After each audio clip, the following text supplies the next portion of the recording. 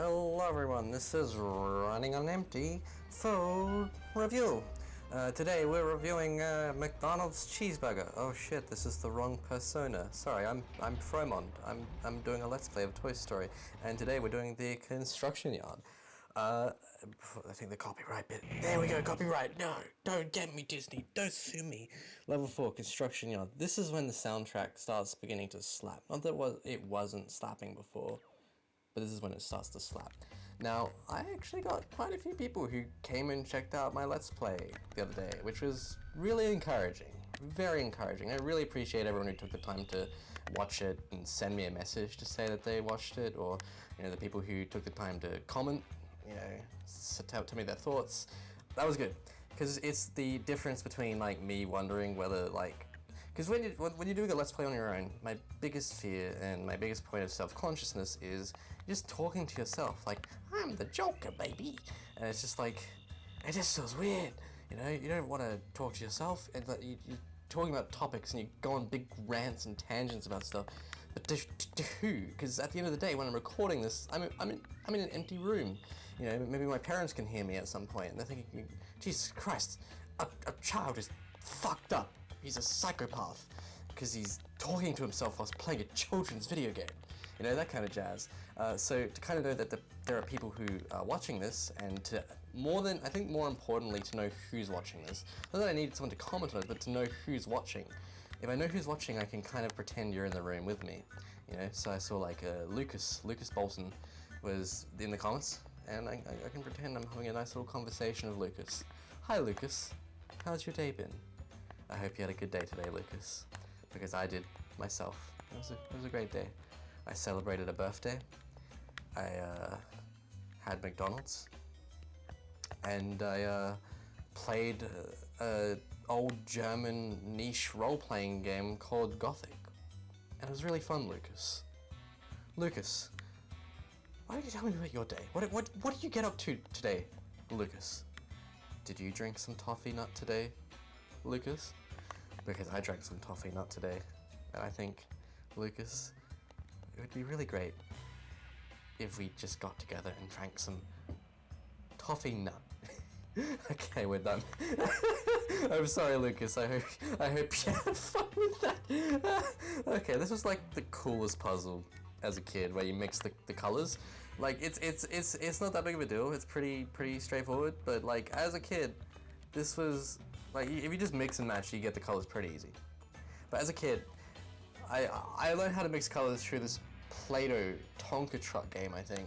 So like, you know, it's not something you learn in school. So I kind of had this little PC CD-ROM game that was like Tonka trucks, or like Play-Doh, or like Mr. Potato Head. I don't remember.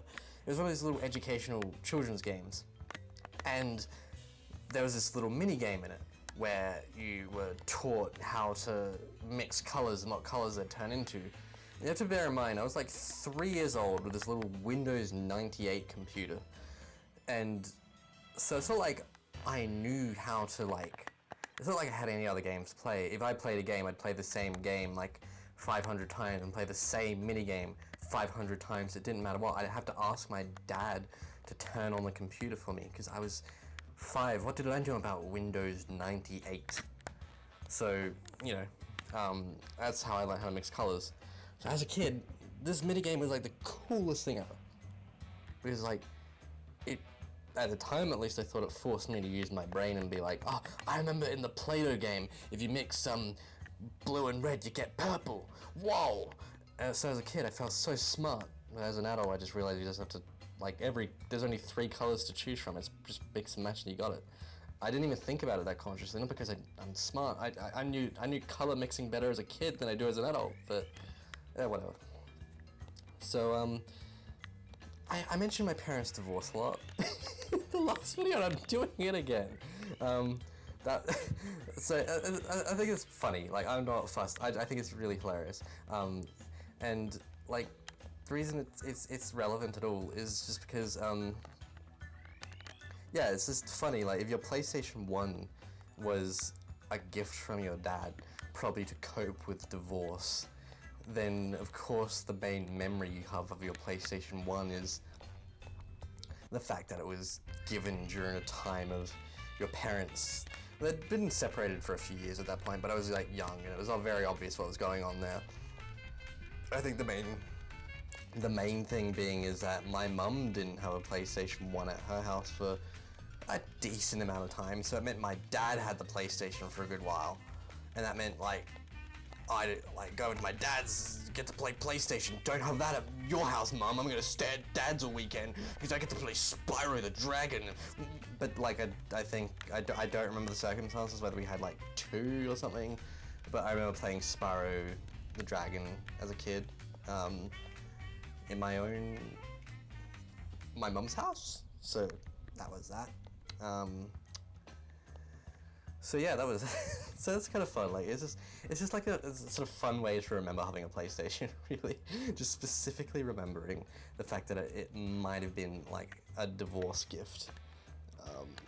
So, you know, I have. By the way, and I was mentioning at the start, like, you know, if you're watching, leave a comment, and that would be good. Keep leaving comments, keep leaving likes, whatever. You know, even message me in person and be like, I saw your Let's Play. It was really good. Or like, your Let's Play was kind of stupid. What the fuck are you doing, you psychopath? You know, anything's fine. Anything rolls. But if you watch, you know, feel free to comment, but no pressure. You know, I don't want. Like I kind of said in my last part, the biggest compliment for this Let's Play would be if you told me that you didn't watch it. That you were so fucking bored by it that you fell asleep to it. But you stayed watching it to fall asleep, kind of thing. Like at that level of boring, that it's so boring that you fell asleep, like it actually helped you sleep. Because that's my niche. That's the thing, that's what I watch. That's why I watch YouTube these days. I specifically watch YouTube, like, not even to put something on when I'm eating anymore. I just specifically watch YouTube like at like 12 a.m. I start winding down. I get into bed. Oh, it's 12 a.m. now. I'm not in bed. I'm doing Let's Plays. I sit down and I watch I put a YouTube video on my laptop. And I just chill out for a bit. I just chill out, and you know, it puts me to sleep. Or helps me sleep. Otherwise, I cannot sleep at all. Like I literally suck at sleeping. It's bad. Oh shit.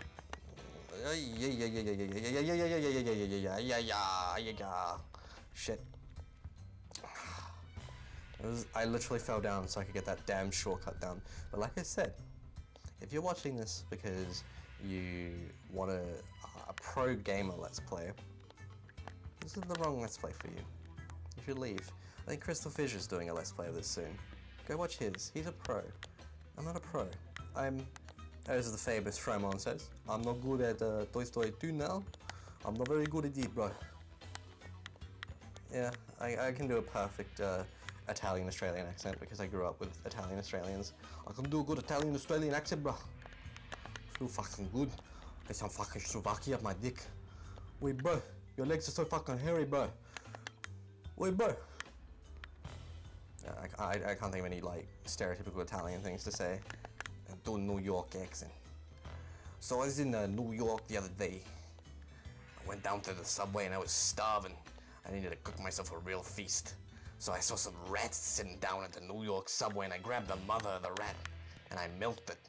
I milked the rat and it was delicious. Rat's milk has a lot of protein in it. So if you're down in New York on 62nd Street, I would totally recommend checking out the fucking rats. I told you, wait, give me a second. I told you when we hooked up, baby, that you were gonna have to share me. Sorry, I had to do that. Okay, we're done with the voices. We said we would. We said we'd never do silly voices after the night of silly voices. I had to order food today because I was watching Flavors of Youth. It's an anime, one of them Japanese cartoons, and it made me hungry, and I didn't even order ramen because ramen prices are inflated over here, especially on Uber Eats. So I ordered some chips. I was gonna cook. I've been cooking a bit more these days because I have an electric stove at this house, but at my old house I used to have a gas stove. And I'm just gonna say, I absolutely hate gas. Like, who the fuck uses gas? Who in their right mind uses gas? Like, gas just like, if you ignite it wrong, it can fucking explode. Like, that's what gas does. It ignites and it fucking explodes. Gas is stupid. Who would use gas? I hate gas. You know, I hate it. I'm turning on the stove. Like, firstly, quickly, segue. I loved this thing as a kid. It's funny now, it's like a little 2D texture, but I thought it was so cool, this little thing of molten nails. I don't know why I liked it as a kid, but it's so cool. Yeah, anyway, like, when I at my old house, like, this gas stove, I'd turn it on, and I would, like, fucking freak out, because, like, I was so worried I was going to set fire to the thing, and it was like one of those stoves that didn't, like, turn on properly unless you kind of angled the handle right. And so I'd turn it on, and it wouldn't turn on, but you could hear the gas coming out. And you're like, oh shit, the room is filling up with gas. And I would like open the door for like a hot minute, to open every window to let the gas out, because I was scared if I turned it on and like wrongly, I'd explode. Didn't help that like my experience growing up, I'd play Hitman Blood Money, and there's like one of the ways you can assassinate someone in Hitman Blood Money is you can burn someone alive by like sabotaging their fucking stove. You can assassinate another person, like, and their stove will explode. So, like, that's the way you could kill someone in Hitman, like, by, like, turning the gas on wrong, making their room fill up with gas, and having them explode. That's why I don't like gas. It explodes. So electric stoves, you know, they're good. You can actually, like, cook things and not, like, die, which is cool. Alrighty. Ha ha ha, defeat the jackhammer boss to get a pizza. Get a piece. Defeat the jackhammer boss to get a pizza. Bland Dolkin. I hope you have the disc. No, I don't have the disc launcher. Oh shit, is this. Was I meant to get the disc launcher in another level? Oh no, I'm meant to get the disc. Oh my god, shit. I'm meant to get the disc launcher in this level. It's someone who's been sitting here this entire Let's Play part. And I've been sitting saying, Fraser, you fucking idiot. I'm meant to go to Mr. Potato Head. You got the disc launcher. Alright, let's go to Miss Potato Head, get the disc launcher. Yes, we got this little dude on the way. Alrighty, and we can go straight back up from the little elevator. Alrighty, down we go. Woohoo! I do kind of miss, like, it's nostalgic for, like, going over to my dad's house. He doesn't, like, live any of those places anymore. I went to where he used to live, like, at the beginning of this year, and I went there, and there was a little playground outside. And I used to think it was like the coolest thing ever that like we lived out, like we were a playground outside. I thought we owned the playground, and I would get really mad when I see other kids out there playing on the playground, because I thought as a kid, this is my playground, it was in the backyard. It wasn't in our backyard, it was just kind of sitting there in a park right next to our property basically. But still, I thought it was like, this is my playground, I own it. And, you know, I bet he used to own a samurai sword for ages, and this is a weird little jester thing, and I think like he said our house got burgled at some point. I don't know if that's true. I don't know if he just sold a bunch of stuff for drug money or something. It was like he had to explain it to us or something, and he's like, oh, yeah, my house got burgled. I don't know if that's true or not. It just doesn't sound like something that actually happened, but maybe it did, you know. I had a samurai sword. You know, my dad had all these like movies. I used to joke a lot. So there's this Japanese director called Takeshi Kitano. If you watched, if you like from the UK, especially Ireland, if you watched Takeshi's Castle as a kid, you'd know who Takeshi Kitano is. He was like in that like reality show. If you played the Yakuza games, Yakuza 6, he plays Hirose in that. A really fucking good actor in that, actually, considering it's a video game. Sorry, I'm a bit lost right now. I will find Mr. Potato Head. I'm just talking. I'm not taking this game seriously. And like I used to joke about like how Takeshi Kitano he makes these films, mostly Yakuza films, and like the way his film like they're very like melancholic films. There he is. There's Mr. Potato Head. Gimme. Thank you for the disc launcher. Right, he basically like Yakuza kind of style films, usually quite melancholic. He can make other films too. Like he made this one like really good road trip film where like this he plays this sort of clumsy gambling dad who's taking some kid back to his mother on a summer road trip, and they come across with these Japanese societal outcasts. It's a good movie, but his best movie is Fireworks or Hanabi, really good. Anyway, like he just I kind of made this joke once. It's just like my dad totally likes this guy. Like. Just seems like a kind of Boblong special, and I was stalking his Facebook. Yeah, I'm stalking my dad's Facebook, and I found that he like posted all these pictures of Takeshi Kitano. He's like a big super fan. I was just joking, but apparently he likes it. It's hilarious. Yeah, I like a lot of niche things. If you follow me on Twitter.com, if you don't, follow me on Twitter.com. The link is in the description. I posted all the films I saw this year. I was kind of surprised. I actually hadn't watched as many films as I thought I did. I think that's more because I spent a lot of time rewatching films this year. Like I rewatched more films than I watched. Like I said, I was talking about like how I saw all the Toy Story. Oh my god, you dick! I saw the Toy Story films, and that was a rewatch. And I watched Monsters Inc. As well. I'm trying to think of some other Pixar movies I can watch. I don't really want to watch Finding Nemo. Because, I don't know why, I think it was like, Finding Nemo was like this film that I had, like it was one of the, as a kid you don't, like you can't buy anything, there was no streaming when, at least when I grew up as a kid. I mean everyone who's watching is the same age as me and not older, but like there was no streaming as a kid. So you'd basically have whatever VCR or DVD your parents got you for Christmas. And like for me, the only VCR I had was Star Wars Attack of the Clones and Finding Nemo. And that meant I didn't have much options in terms of what I watched. And because my mum was a bit of a drug addict, she wouldn't take me to school. Oh, fuck. Because my mum was a bit of a drug addict, she would never take me to school at all.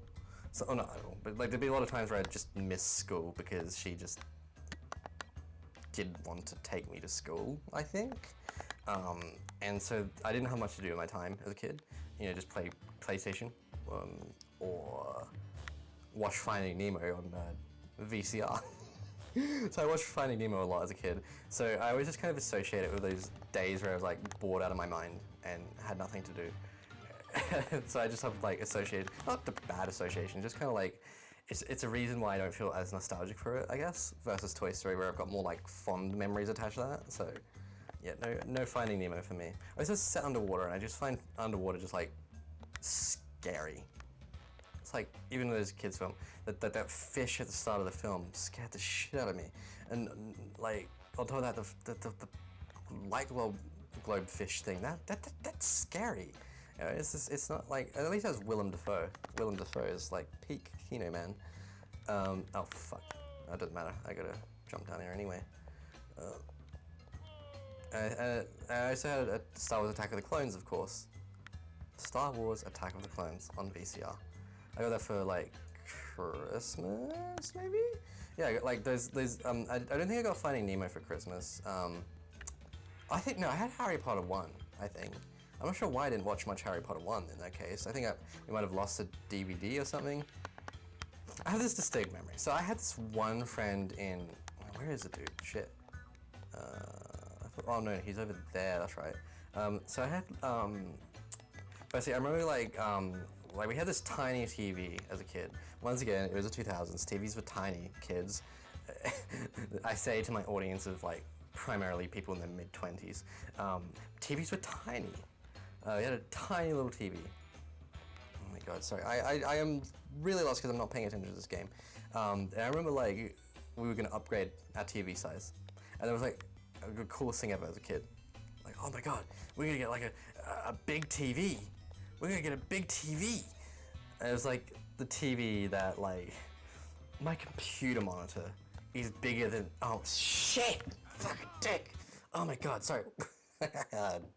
Oh no, I actually exited the level. I will come back later and get the 50 coins. Whatever, we're gonna move on to, no, we're not gonna save a game. We move on to alleys and gullies. Alleys and alleyways. Part 12 alleyways. Part 10 alleyways. Yeah. All right. And you know, we're getting this big TV specifically so we could watch Harry Potter 1, the Philosopher's Stone. This soundtrack is a bop. Beautiful. Mamma mia. I love this soundtrack. It's like jazz. Like, it's... sorry, I keep going with tangents, but right now, this soundtrack fucking rocks. It's like PS1 soundtrack, people, back in the day. It's like, they didn't... They like, this was the beginning of video game music. You have to bear that in mind. This would have been like the 90s or the early 2000s. So it's like, not like video game music was like a big deal at the time. So I imagine all these composers, like not failed musicians, but musicians who like, were the kinds of musicians that couldn't get working jobs as musicians. They couldn't get band gigs.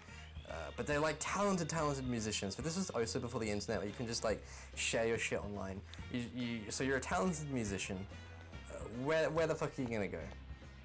Get a job working on a video game company, and they tell you to make the music. This is like before they had like stupidly orchestrated music. So what do? You go fucking bonkers ape shit and create like masterpieces of soundtracks, and that is like music in a nutshell. Unless you're like Stuart Copeland, who is like, it's so easy, I can't even believe I'm getting paid for this, and then he actually creates like some of the biggest bops of my childhood. So yeah, this is one of these examples of like one of the best jazz songs just existing in a fucking Toy Story video game. Perfect. I hope you guys can hear this, by the way. Like I can't really turn the volume too high because I have audio processing issues, and I will not be able to like talk if the audio is too loud. But even like think of what's it called? Aquatic Ambience from Donkey Kong 64. And if you have not heard Aquatic Ambience from Donkey Kong 64, you gotta go hear that fucking song. It is literally maybe one of the most beautiful pieces of music I've ever seen in a video game about fucking monkeys. It's so good. It's so like the encapsulation of atmosphere and mood in just this one bombastic song. Beautiful. And in a video game about monkeys. Anyway, I got off track. We were talking about what are they called? My big ass TV, which was no bigger than my monitor at the time, but it was to watch Harry Potter 1.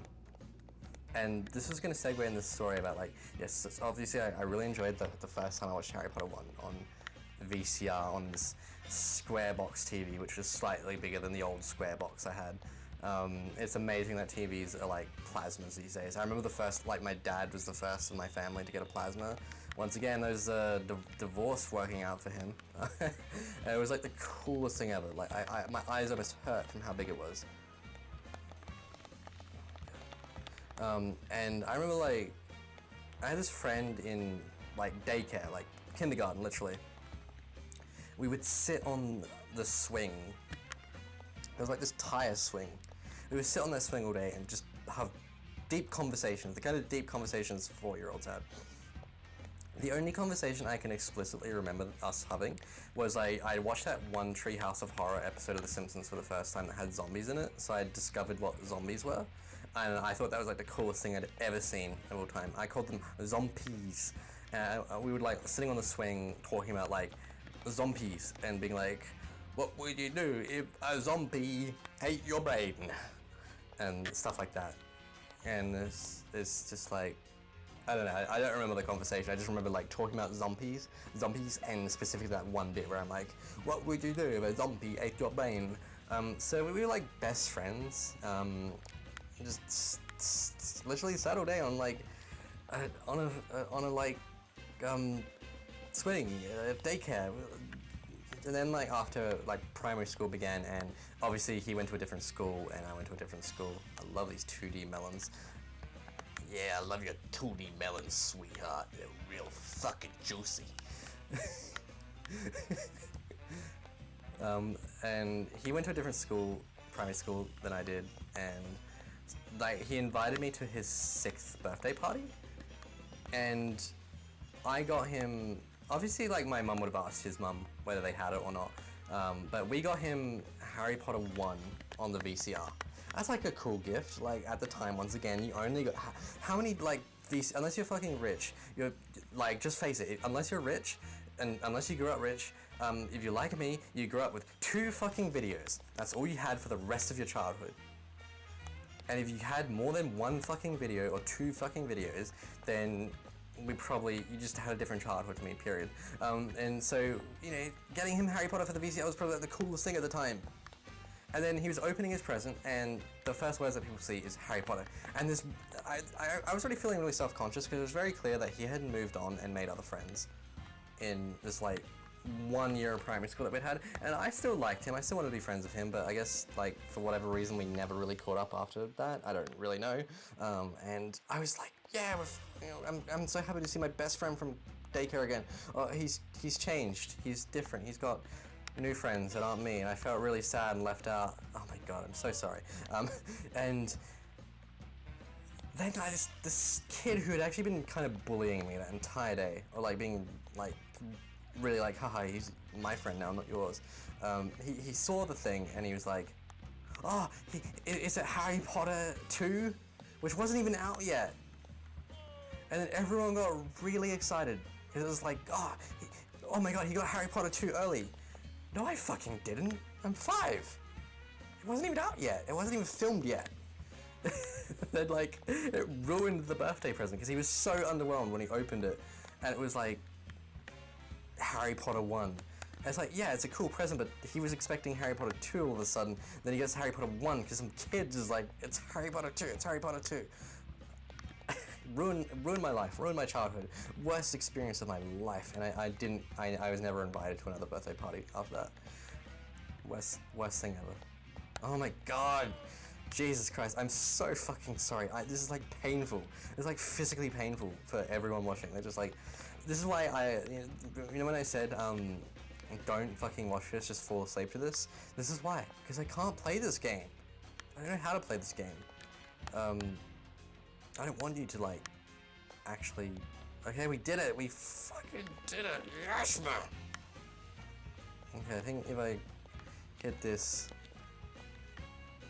okay, that'll turn on the fan. And I gotta go up here, no. Oh my god, oh no, shit. Okay, we're up. That's right, this is the backtracking level, we didn't even need. Okay, we got Beads of Planet token. We got a Beads of Planet token over here. Yeah, before I go, I gotta double check if Ham is anywhere to be seen in this part of the level. Because like I said, oh, there he is. Cool. Because this is a backtracking level, which means you cannot complete this level until you unlock some abilities later on. So it's pointless to like 100% this level. So we gotta get some coins, because at least I can try and milk as many Pizza Planet tokens as I can. Okay, there we go. Nice. I'll be so pissed if like I get to like, what is it, like 99 coins and that's it. 49 coins, sorry. I'm gonna go follow me on twitter.com because I've got like this is where I'll start posting on Twitter more, but like once again I don't have any interesting quips to say.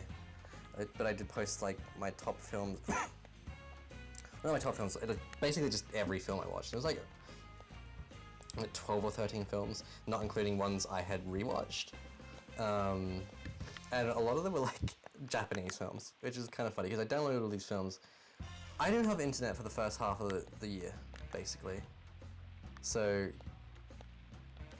I had to like, I went to, they watched this part. My good friend Sol and Emily, I went over to their house and I used their internet to just download like literally over 100 films, and I watched about like 5 of them. I watched them all in like April. That was that. Okay. If you're watching, hi. I hope you guys are going well. Love you both. Shit. No. And I'm glad. Oh no! What? Ah, shit! Oh my god, I actually think it's gonna happen. I actually think it's gonna happen. I actually think I'm gonna like have like just enough coins, but like not enough to actually get ham, and it's gonna be a waste of time. Ah, god damn it. Okay, I think I'm gonna die as well. Oh my god, this is like futile. This is Sisyphus. I'm basically Sisyphus right now. Oh, I'm glad the game paused for me to like get that. Alrighty. Is there something over here? There has to be something over here. Yes, there's coins. Coins. Oh my god. Okay, we need one more coin. We need one more. We need one more. Okay. There's probably some back in the other area anyway that I forgot about. No. Okay. Okay. There's like the big purple dildo thing over here. Come back. Okay. No. Please, bitch. Bitch. Oh, yes. Alright, we got 50 coins. We did it. Alright, let's go see Ham. Get the reward, get that nice sweet ass Pizza Planet token. I'm actually really enjoying being back. I think we might complete this pretty easily. I think as a kid, this level like was usually the level I got up to. This game isn't that hard because it's basically like all you need to do to get to the next level, I think, is collect like at least one Pizza Planet token, and that is officially enough to complete and go to the next level, I think. Or maybe I think you need like a certain amount of Pizza Planet tokens to unlock certain levels. But otherwise, yeah, it's pretty straightforward. You don't have to 100% this game or anything. Hello, duck. No, I cannot help you find your lost ducklings today. I think one way I will try and keep up with comment engagement is just kind of like asking the commenters to participate. So if you watch this far into the video, why don't you tell me what your favorite video game soundtrack piece is? Because, oh shit. Oh my god, is my like thing, oh shit. Oh my god, I'm gonna die. Okay. Alright. Oh fuck. Yeah, if you're watching this, comment and tell me what your favorite video game soundtrack. Shit! No! Okay, it's all good. Got like lives. Okay, this game is easy. This game's so easy. Losers. Alright, let's go get the Pizza Planet token from it. Tell me what your favorite video game soundtrack piece is in the comments below. I think Aquatic Ambience is up there for me. A lot of... As terrible as the guy is, I love Jeremy Soul's music from Oblivion and Morrowind. That's just a banger. And the Harry Potter games. Harry Potter 1, just perfect. Maybe like the Yakuza games have like really good soundtracks. Like just every soundtrack of those games are just... Oh, I have stuff in my memory card? Oh, cool. Obviously Spyro the Dragon. Oh no, okay. So this boss scared me as a kid. Look at that thing. What is that? Like, why does it exist? I think this thing gave me genuine nightmares as a kid. Like, look at this thing. Now, what is that thing? You have to like kind of think in context for like Toy Story and its universe. Oh my god, that's right. You have to. Oh my god, no. You have to think in context. And this is why it scared me as a kid, because I kind of overthought this as a kid, and I was like trying to think, well, what is this thing and why does it exist? Like, this is Buzz Lightyear in this universe. He's walked into this alleyway alone for some reason, and suddenly this giant slimy ghost trash bin with steroid arms is attacking him. What is this and why? Like, what is this thing and why? And that's why it scared the shit out of me. And it gets bigger every time you like get a hit point out of it. And it's like the scariest thing as a kid. It's like that's the thing. Like you have to run away from it. And I think like this is sort of instinctive thing that if you have to run away from a boss, like rather than dodge it and avoid it, if you have to run away from it, that's actually just a lot scarier than like dodging its attacks or jumping over its attacks. But the fact that it can jump so fast at you is scary.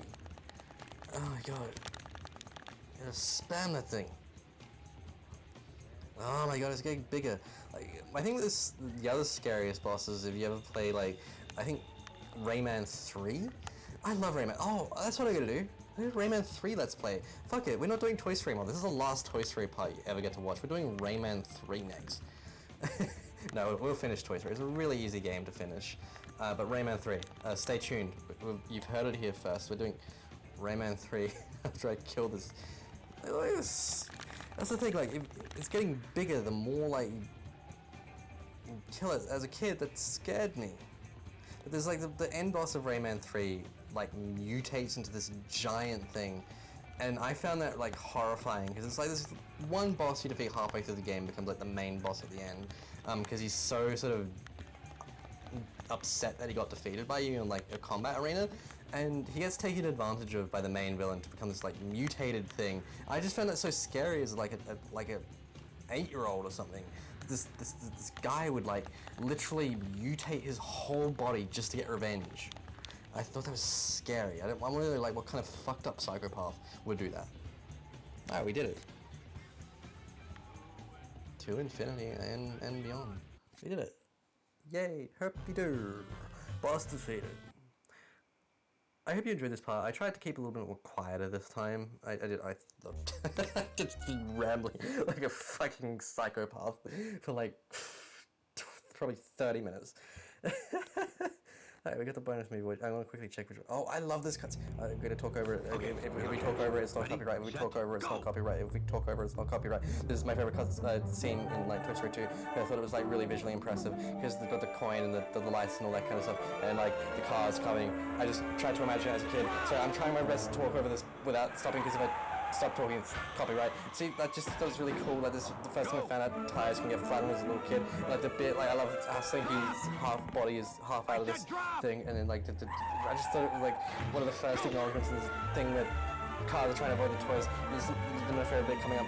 Like, no, that's not a bit. Hurry up.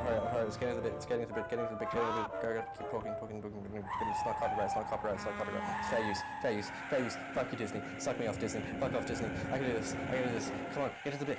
It's first, I thought that was really cool as a kid. It was like action-packed as a kid. You have to imagine like 3 years old watching this on like VCR for the first time. So like you thought, oh shit, they're gonna run over. Yeah, that's my favorite bit. I don't know why. I really like the animation as a kid of that specific bit where he steps to the gun and he's trying to pull the gun out. And it's like the thing is just about rolling.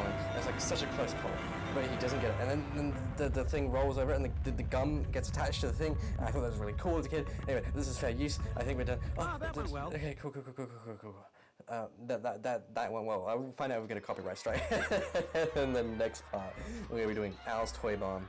Let's see if we can get through Al's Toy Barn without having a mental breakdown like I did in 2015. See you later, boys and girls and non-binary pals. I love you lots.